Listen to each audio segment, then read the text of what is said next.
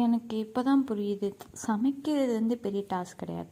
என்ன சமைக்க போகிறோம்னு நம்ம முடிவு பண்ணுறது தான் பெரிய டாஸ்க்.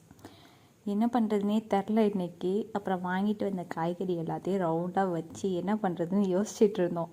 எது வந்து சீக்கிரம் கெட்டு போகுமோ அதை ஃபஸ்ட்டு பண்ணணும் அப்படின்னு சொல்லிட்டு.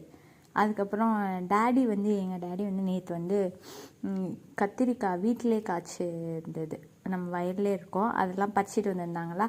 அப்போ வந்து கத்திரிக்காய் பண்ணலாம் அப்படின்னு 2 குண்டு கத்திரிக்காய் எடுத்துகிட்டு அதில் சாம்பார் வைக்கலாம். அப்புறம் வந்து காலிஃப்ளவர் வாங்கி வச்சுருந்தோம். காலிஃப்ளவர் வந்து சீக்கிரம் வேஸ்ட்டாக போயிடும் அப்படின்னு சொல்லிட்டு அதையும் காலிஃப்ளவரையும் பொரியல் பண்ணிவிட்டு எப்போவும் எக்கு நாங்கள் எடுத்துப்போம். சரி, எக்கையும் அவிச்சிட்டு சாப்பிட்றலாம் அப்படின்னு சொல்லிட்டு இன்றைக்கி முடிவு பண்ணோம். 2 பேரும் சேர்ந்து தான் சமைச்சோம். ரொம்ப நல்லாவே வந்துருந்துச்சு.